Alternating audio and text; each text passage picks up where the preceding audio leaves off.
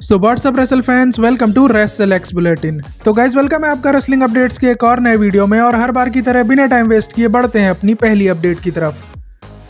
सबसे पहली अपडेट जुड़ी है WWE की एक और लेजेंडरी डीवा के रिटर्न से, जिनका नाम है समर रे, जिन्होंने ट्विटर पर अपने WWE रिटर्न को टीज किया है, जिसे आप स्क्रीन पर भी देख सकते हो। जिसमें समर रे होम वापस आने के बारे में बात कर रही हैं, जिसे फैंस उनके WWE रिटर्न से लिंक करके देख रहे हैं। और हम लोग जानते हैं कि इस टाइम WWE में रिटर्न करने का सीजन तो चल ही रहा है, तो हो सकता है कि समर रे का रिटर्न भी जल्दी देखने को मिल जाए।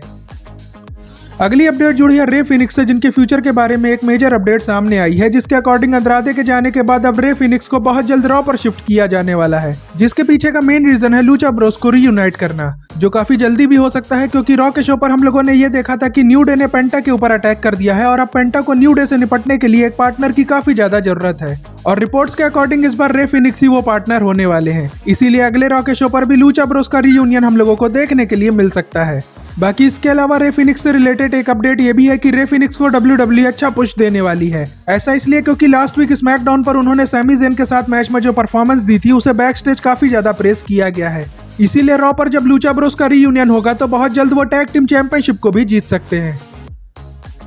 नेक्स्ट अपडेट जुड़ी है कीथ ली के रिटर्न से, जिन्होंने 2023 से रेसलिंग रिंग में कदम नहीं रखा है। ऐसा इसलिए क्योंकि उन्हें कोई हेल्थ प्रॉब्लम हो गई थी, बट अब लगता है कि वो प्रॉब्लम ठीक हो गई है, क्योंकि कीथ ली ने खुद ट्वीट करके फैंस को ये बोला है कि वो बहुत जल्द अपना इन रिंग रिटर्न करने वाले हैं, जो काफी बढ़िया बात है, क्योंकि ऐसा लग रहा है कि कीथ ली को WWE में जाने की वजह से AEW ने जो पनिशमेंट दी थी वो खत्म हो गई है। और लग रहा है कि WWE की वजह से AEW और कीथ ली के बीच चल रही प्रॉब्लम भी खत्म हो गई है, इसीलिए कीथ ली अब AEW में जल्दी अपना रिटर्न कर सकते हैं।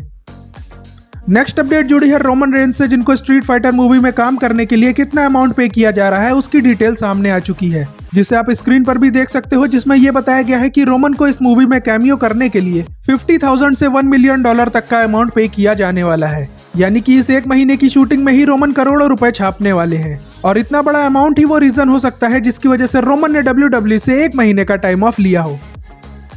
नेक्स्ट अपडेट रिलेटेड है ड्रैगन ली से, जिनके कॉन्ट्रैक्ट को लेकर भी एक मेजर अपडेट सामने आई है, जिसके अकॉर्डिंग ड्रैगन ली का WWE कॉन्ट्रैक्ट आने वाले 3 महीनों में खत्म होने वाला है, और WWE ने ड्रैगन ली को नया कॉन्ट्रैक्ट देने के बारे में अभी कोई भी प्लान नहीं किया है। इसीलिए हो सकता है कि साल के एंड में WWE ड्रैगन ली को भी रिलीज कर दे, जिसके चांसेस ज्यादा इसलिए भी हैं क्योंकि इस टाइम WWE के पास ड्रैगन ली से भी बढ़िया लूचाडोर्स हैं, इसीलिए ड्रैगन ली को रिलीज करने में WWE को कोई भी दिक्कत नहीं होगी।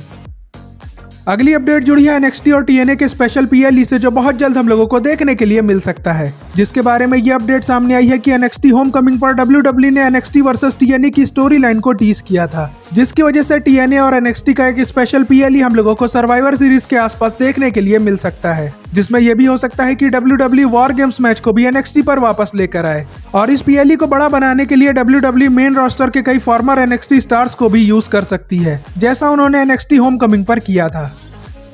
नेक्स्ट अपडेट जुड़ी है जे उसो से, जिनके कैरेक्टर चेंज के बारे में एक मेजर अपडेट सामने आई है, जिसके अकॉर्डिंग रॉ पर जे उसो के कैरेक्टर में जो चेंज देखने को मिल रहा है उसका जे उसो के हील टर्न से कोई भी रिलेशन नहीं है, क्योंकि WWE अभी जे उसो को हील बनाने का प्लान नहीं कर रही है। ऐसा इसलिए क्योंकि जे उसो इस टाइम कंपनी का टॉप फेस है और उनकी मर्च से WWE को काफी ज्यादा फायदा हो रहा है, इसीलिए WWE हाल फिलहाल में जे उसो को हील बनाने के बारे में सोच भी नहीं रही है, जिसका मतलब यह है कि जे उसो का कैरेक्टर भले ही थोड़ा सीरियस लग रहा हो, बट अभी वो हील नहीं बनने वाले। और मेरे हिसाब से तो WWE अगर जे उसो को हील नहीं बना सकती तो उन्हें LA नाइट को हील बनाना चाहिए, क्योंकि उनके कैरेक्टर में चेंज करने की अब काफी ज्यादा जरूरत है।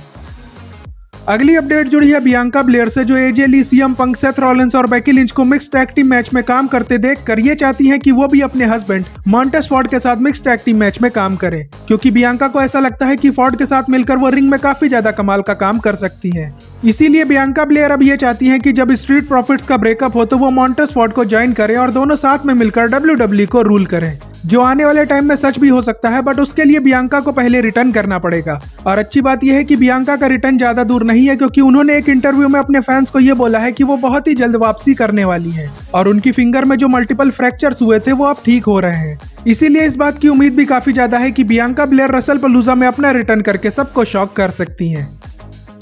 अगली अपडेट जुड़ी है बेली से, जिनके कैरेक्टर में बड़ा चेंज हम लोगों को रॉ पर देखने को मिला था, जो कि काफी ज्यादा अनएक्सपेक्टेड था, क्योंकि सब लोग रोल मॉडल बेली को एक्सपेक्ट कर रहे थे, बट हगर बेली का गिमिक वापस आ गया। और इस गिमिक के अचानक रिटर्न करने से रिलेटेड ही ये इन्फॉर्मेशन सामने आई है कि हगर बेली वाला गिमिक सिर्फ कुछ ही टाइम के लिए वापस आया है, क्योंकि WWE के ओरिजिनल प्लान्स बेली को हील बनाने के ही हैं। बट WWE ने इसे सीधा सीधा नहीं कराया, क्योंकि फैंस ने पहले से ही ये चेंज प्रेडिक्ट कर लिया था। और WWE बेली के हील कैरेक्टर को रोल मॉडल वाले गिमिक से थोड़ा डिफरेंट भी रखना चाहती थी, इसीलिए बेली के हगर वाले गिमिक को वापस लाया गया है। बाकी अच्छी बात यह है कि बेली के दिमाग में अभी भी बुरी वॉइसेस चलती रहेंगी, जिसकी वजह से बेली के कैरेक्टर में कभी भी चेंज हो सकता है।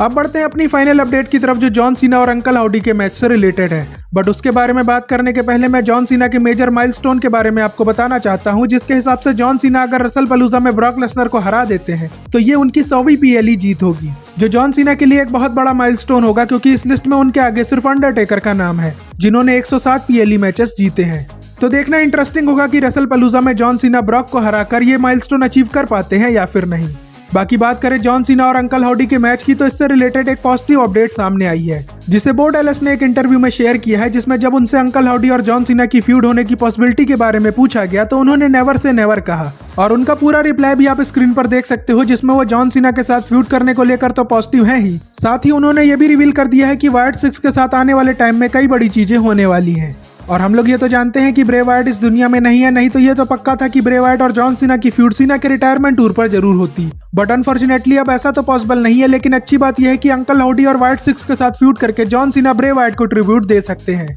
इसीलिए होप करते हैं कि जॉन सीना की बची हुई डेट्स में से एक डेट पर अंकल हाउडी और जॉन सीना का फेस ऑफ भी हम लोगों को देखने के लिए मिले। बाकी आप कमेंट करके जरूर बताना कि आप इस मैच को देखना चाहोगे या फिर नहीं। और इसी के साथ आज की वीडियो यहीं पर एंड होती है, बट जाने से पहले आप चैनल को सब्सक्राइब कर लेना और वीडियो को लाइक शेयर करना मत भूलना। और अब आपसे मिलेंगे नेक्स्ट वीडियो में, तब तक के लिए goodbye and see you soon.